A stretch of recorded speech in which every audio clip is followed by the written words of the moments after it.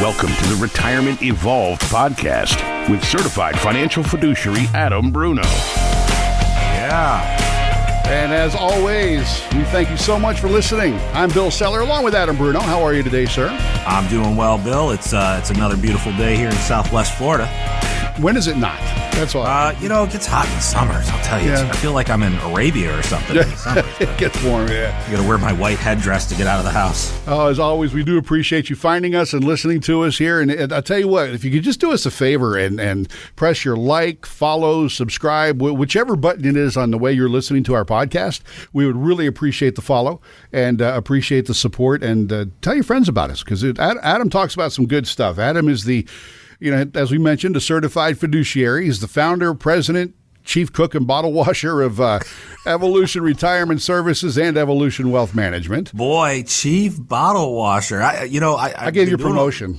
I'll tell you what, brother. I've been washing a lot of bottles at home. I think I get to escape that stuff when I come to the office, but apparently not. Adam is a private wealth manager and is here every time we get together. We talk about great ways to get through your retirement years, especially right now with all the wacky stuff that's going on. We're going to talk a lot about that today. But before we get started, Adam, I saw this and I thought I'd pass it on to you. I don't know if you read the story yet or not, but BMW is charging some drivers a month. Did you see a monthly fee to turn on the heated seats in their cars? This is happening in South Korea. It costs about $18 a month to keep your rear end toasty. And you get discounts if you sign up longer. But I'm thinking, wait a minute. How? First of all, you paid X amount of what? How many dollars for a BMW that already has the heated seats, and now they're going to charge you to turn them on? I think where I come from, Bill, that is called a big set of nerves. Big set of nerves. Yeah. But the funny thing is, can you imagine how much it costs in South Korea, the BMW there, compared to the BMW here? Isn't it like billions by their currency? I don't know. I laughed when I saw the story. I didn't get too far into it. I didn't get the numbers or anything, but it's funny. That's become the family joke with all of us now. Yeah, I remember the kids and I, when I was younger, there's no way I had a car with heated seat warmers. I'm lucky I had a car with air conditioning. But eventually, as things started to change, we always found it funny that some of these cars had these heated seat warmers, and we live in Florida. Yeah. So, the kids, myself, my wife now, at random points, you just turn that thing on and wait for the other person to kind of squeal, right? I mean, that's the fun part. But I was thinking, I'm wondering how much that's going to cost me now if I were to do that today. There's no way that would fly over here. No way. No way. And I mean, not to mention that, do your kids ever look at you funny when you tell them you used to have to actually physically roll up the window? I do get the funny looks once in a while. I got to tell you though, Bill, they were happy when we had a car with the windows that worked. I was a single dad. I was a single dad and a teacher for a while. It was rough. Yeah. So, I mean, but yeah, you look at these kids now, there's no way. I mean, they'll say, what's this thing on the door, right? They're looking at the crank. What's this? Exactly. It's not a button. I don't push it. Yeah, really. No kidding. But, and I kind of wanted to talk about that so we could get to the first thing that I was going to mention. If you grew up with the Jetsons, you knew this day was going to be here, right? The good folks at... Hang on. Sorry, I had to park. The Vertical Aerospace people are developing a new generation aircraft that's basically a flying car, and American Airlines is providing some funding for this. Now, as soon as it was announced, Vertical stock jumped like 29%. Jumped through the roof. Yeah, jumped, right? When you talk with folks about getting ready for retirement and all that, how do you feel about technology stocks like that? It's funny that you bring that up. It's actually, I don't want to give away too much here. I don't want to overwhelm people, but we have a very diversified process that we follow. And it's designed to be like a building. Obviously, with any building, it's got multiple floors, and we always have a foundation in place. But at the very top of our building, the top floor, I like to call that our aggressive growth section. And I always say that it's on the top floor because if the top floor were to blow off, we'd still have all the floors below us and our foundation in place. So it's not going to break anybody in retirement. But I'm really excited about what I like to call disruptive funds right now. Disruptive funds are areas that have really led the charge over the last 10 to 15 years, but we don't have a lot of history, like 30 or 40 years worth of history. And they include things like genomics, electric vehicles is one of them. Genomics, electric vehicles, cloud computing, cybersecurity, different things that have really led the charge. We know that they're not going anywhere. We know that these industries are going to evolve, no pun intended. But that is a situation where you're putting a lot of money, what you just described.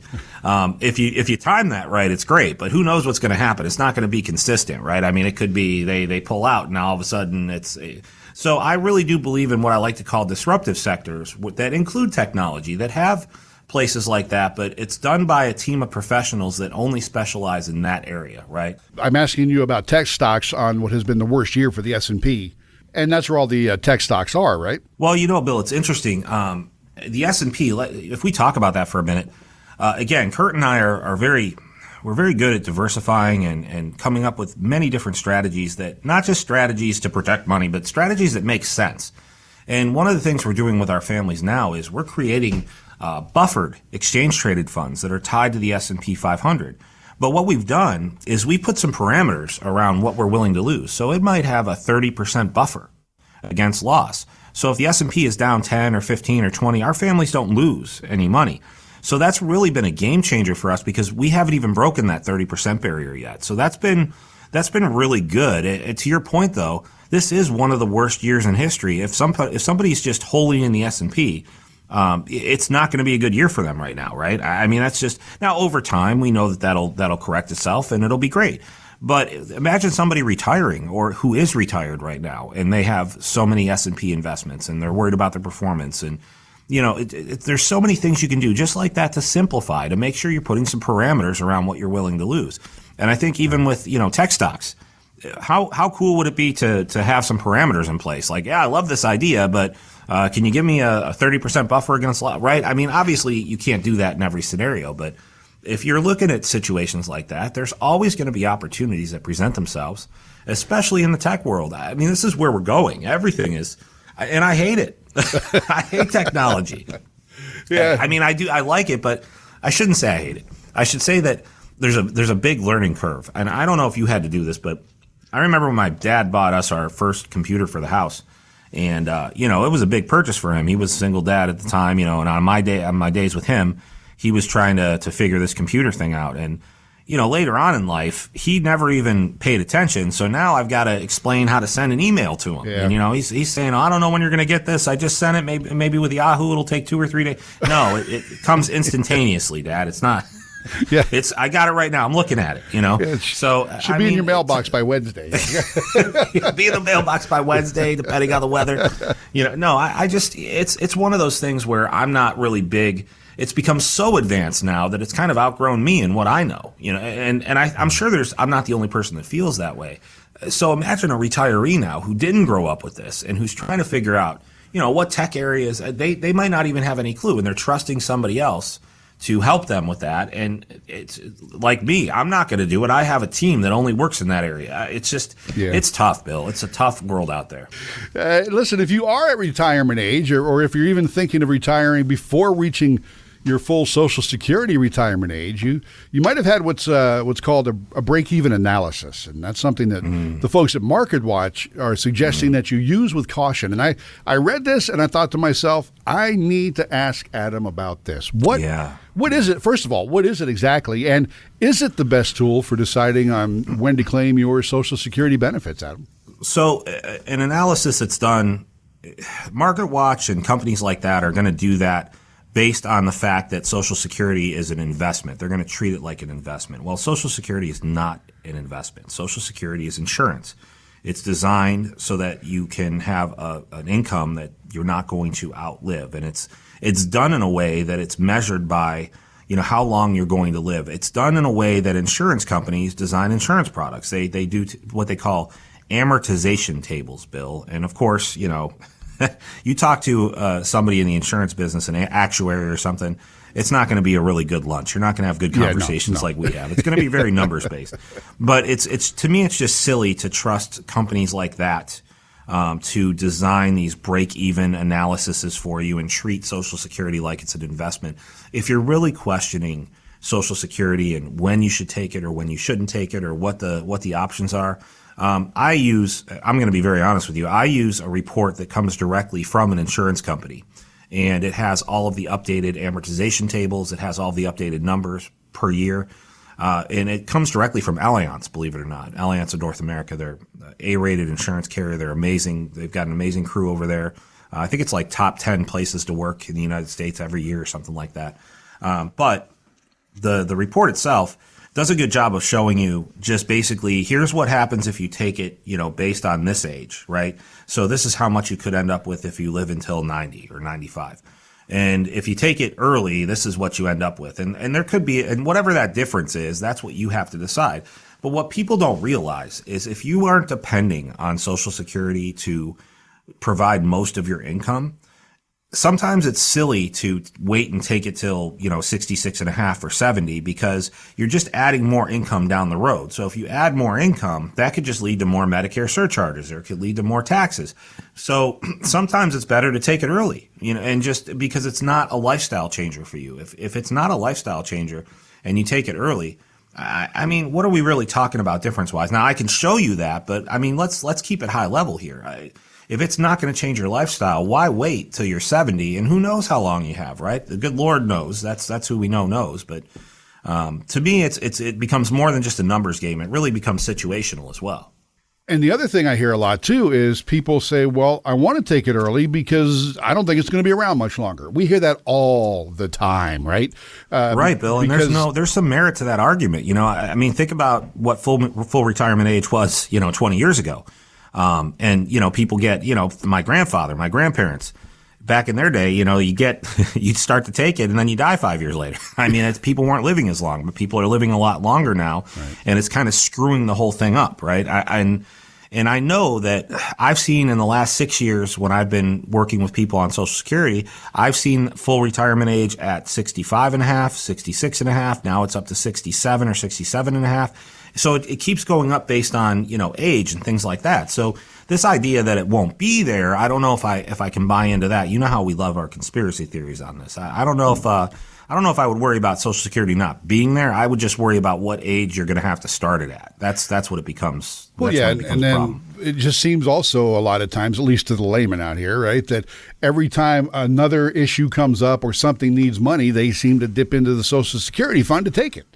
Am I wrong? I mean, at least you're not wrong. You are absolutely right. And my point to that is, if that's what you're going to do with my so-called retirement money, then let me save it, and I'll do better with it. That's a great point. Now get off my yard. I'm done being angry about it. I'm sorry. If anything happens to me, we're investigating my death. Remember, I'm knocking on wood here.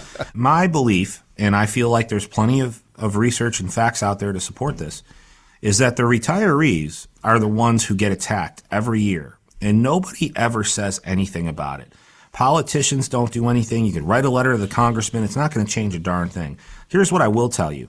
Medicare Part B, everybody has to have that. And there's some argument. People say, well, I could, defect to another country. Well, yeah, but you're going to spend all this money. You're still going to spend money to do that. So my point is most people end up having to take Medicare Part B. It comes out of their Social Security. I think last year it was $149, and this year it's like $179. It's gone up over 20%, and it's done that every year.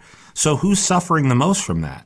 Somebody who's on Social Security, right? You got to be at least 62 to be suffering from that, so that's retirees.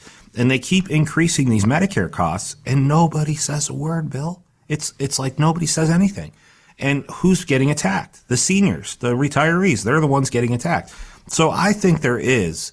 when we talk about if we need more money and we need to take it from somewhere, I think it's always the retirees that are the ones that are squeezed the most for every nickel. They hold them upside down and shake them till the quarters fall out of the pants. Yeah, and of course nobody in Washington says anything because they're not on the same Social Security program. So right. It doesn't bother them. That's it. Well, the thing is, think about it. I mean, what they're really going to focus on is themselves. And when was the last time you saw a politician that wasn't focused on themselves? It's an ego thing to be in Washington right now. I considered it, Bill. I have to be real honest with you. I said, if I start locally, I've done very well with my businesses. I'm not so concerned about, money anymore. But I am concerned about what I'm seeing out there. And I don't think you can be a Christian or be a good American and not be concerned about what you're seeing on the streets right now. So somebody like me, even with my money and my personality thing, I would never have a chance. It's always the multimillionaire. So how scary is that somebody can't eventually become president of the United States unless you've got the money? And I'm pretty sure that's not how this system was designed. No, and the worst part is too that even if you are somebody who is running for the first time and gets elected and you have all these absolutely puritanical, wonderful ideas about getting things changed. The minute you get there, the system sucks you in. That's right. And the game goes on. So unfortunately for us, getting back to, us being those near or in retirement, I think you're absolutely right that we're the ones that get hit the most, because whenever something needs to be done, they take money out of the Social Security program that, you spent how many years putting money into. And, it's just, it's a horrible, vicious cycle. And the good news is that there's folks like Adam out there to help you understand it more and to help you deal with understanding what it is that Social Security is and isn't, and the best time for you to take it and all that good stuff. Make sure you understand it. And a good way to do that is to get in touch with Adam and his folks. And you can do that by calling 866-838-3765. We'll throw the phone number out there during the podcast, 866-838-3765. That's how you get in touch with Adam and the good folks at Evolution Retirement Services, and they can help you understand all that stuff a little bit. Well, I'll do you one better, too, Bill. If anybody listening now wants to get that Social Security report, I'm happy to provide it for you. All you have to do is email adam@evolutionretirementservices.com. And I will make sure that my partner Kurt has that prepared for you. I'll have him email you and just get the information we need. It's just basically age, things like that. We do ask a few questions about, life expectancy, what's happened in your family, what your parents, illnesses, things like that, just to kind of help us narrow it down. But I'm happy to provide that to anyone who wants it at no cost. I like the program because I trust where it's coming from, as opposed to a company like MarketWatch or somebody who throws that out there as bait to get them to pay for something. Right. I say it all the time. The truth is, we don't work with everybody that comes into contact with us on the show. Although I have to tell you, the emails, the downloads of the book, everything's been crazy since we started this. I did not expect it. I'm just so happy that it's there. There's also resources for you at our webpage at taxfreefortmyers.com, FORTMYERS.com, and evolutionretirementservices.com. We have some articles up there about Social Security and this question itself, if people have questions about it. All free, there's no cost. Hey, check all that stuff out. As a matter of fact, while you're at taxfreefortmyers.com, and make sure you spell out Fort. It's FORTMyers.com. But yeah, Adam's talking about his book. It's absolutely free. It's called They Lied, The Real Cost of Your Retirement. And basically answers the question, why didn't I know about this? I couldn't put it any better myself, Bill. It's, as I was writing the book, that was the common theme. What do people not know that they should have known? And that's the question that I know a lot of people have when they read the book. And I wanted it to be available, absolutely no cost. I wanted a way to give it to people for free. I didn't get into this to become a best-selling author. I got in this to help people. Actually, I'm going to tell you the truth, Bill. I got in this to make a lot of money at first. I thought, oh, wow, the financial industry. And then as my journey kind of evolved, again, no pun intended, I realized how much I enjoyed helping people more than anything else. And when I was helping people, that's when I made the most money. So, again, it's there. It's for you for free. It's 75 pages. And I always say it the same way. It's 75 pages that could potentially save you hundreds of thousands of dollars in retirement. It's absolutely no cost. Enjoy it. Just don't make fun of me for the introduction. I went a little long-winded on thanking people. I got a little emotional. So you can get that at taxfreefortmyers.com. We don't talk about crypto a whole lot, but I thought I'd bring this up. A so-called crypto hedge fund has collapsed. At one point, Three Arrows Capital claimed $10 billion in cryptocurrency assets. Right. Now the Washington Post reporting that Three Arrows is in default on a $665 million loan they're being forced to liquidate. Oof. What happened there, and what do you talk to do folks ask you about crypto as part of their plan? Yeah, I get this a lot because, dealing with a lot of retirees, I don't just deal with retirees. I have a lot of successful small business owners, people like that have a certain amount of wealth built up. But I also, it's funny. My wife works at UPS. She's worked there for 21 years. I help all of her coworkers. I don't charge them. They come in. I help them.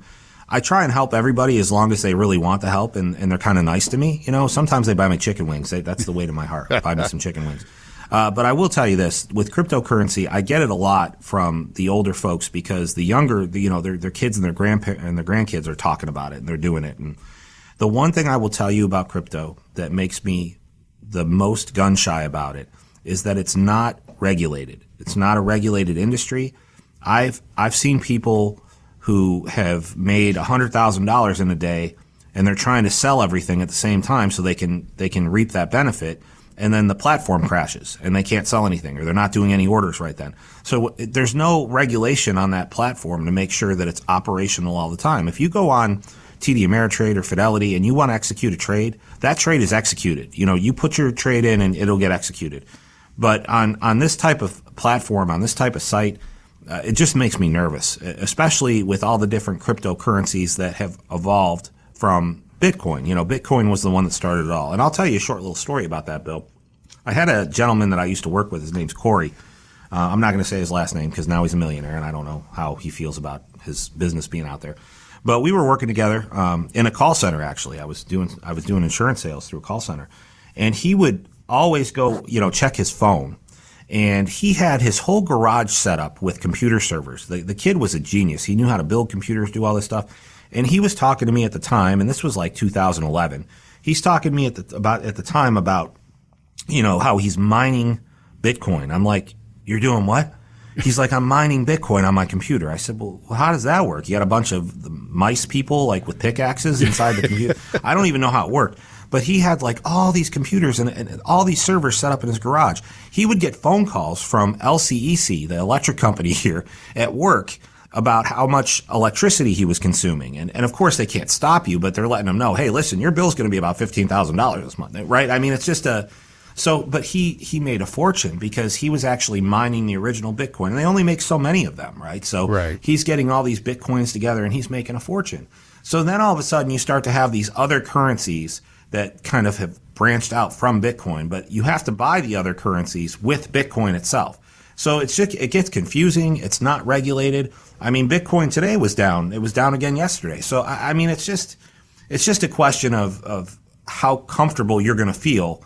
And I tell you one thing, Bill, I know for a fact, if you're going to make any serious money in this game, you have to know what you're doing. But B, you have to be in front of your computer every single second because things change like that, right? So just for the type of families that I'm used to serving, it just doesn't work out well. And I'm certainly not going to get involved with it. I don't want to sit behind the computer screen all day and watch Bitcoin. No, just like you, I don't really understand it. There's enough in my life I don't get. I don't need to add that to my list as well. But anyway, listen, it's always great when we get together, and I love the stuff that we talk about, and I'm looking forward to talking with you again. And to those listening, thank you so much. Again, we really do appreciate it. We can't do this without you. So, again, if you could hit your like or subscribe or follow button, whichever one it is that you have there on your podcast platform, we would be very much appreciative. What I want to say about that is I think people now, after all these episodes that and I love doing it too. This is like the best part of my week.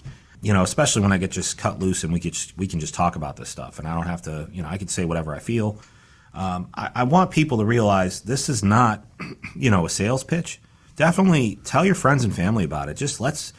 The reason I wrote the book, the reason I do things like this is none of it matters unless people start talking about it. I could scream it, write it till I'm blue in the face, till my arm doesn't work anymore.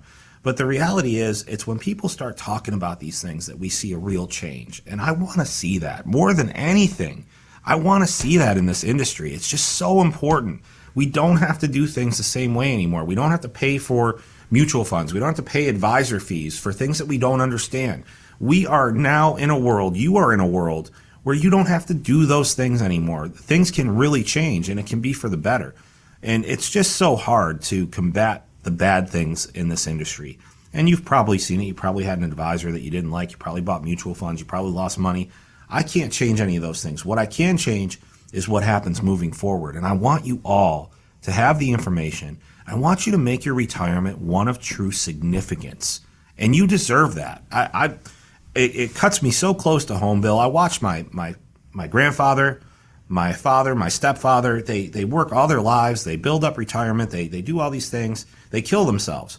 And the thought of them losing everything in an instant just because of a bad decision or somebody else's bad decision is what it really comes down to. It just really hits me in a spot where I know that we can, all of us together, we're all better together. We can all make a difference in this industry. So let everybody know about it. Read the book. Give the book to other people. Let's start talking about the real problems.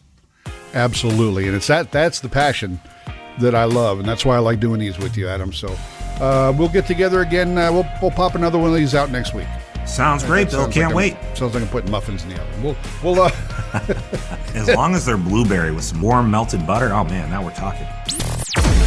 Investment advisory services are offered through Evolution Wealth Management Incorporated, an investment advisor registered with the state of Florida. Registration does not imply any level of skill or training. Evolution Wealth Management's unique CRD number is 307644. You can obtain a copy of Evolution Wealth Management's firm brochure, Form ADV Part 2A, free of charge by visiting advisorinfo.sec.gov. Evolution Wealth Management offers investment advisory services only, where it is appropriately registered or exempt from registration, and only after clients have entered into an investment advisory agreement confirming the terms of engagement and have been provided a copy of the firm's ADV Part 2A. Insurance services are provided by Evolution Retirement Services. Any guarantees mentioned are backed by the financial strength and claims paying ability of the issuing insurance company and may be subject to restrictions, limitations, or early withdrawal fees, which vary by the issuer. They do not refer in any way to securities or investment advisory products. You should consider the charges, risks, expense, and investment objectives carefully before entering a contract. This material has been prepared for informational purposes only and should not be construed as a solicitation to affect or attempt to affect either transactions in securities or the rendering of personalized investment advice. This material is not intended to provide and should not be relied on for tax, legal, accounting, or other financial advice. Evolution Wealth Management and Evolution Retirement Services do not provide tax, legal, or accounting advice. You should consult your own tax, legal, and accounting advisors before engaging in any transaction.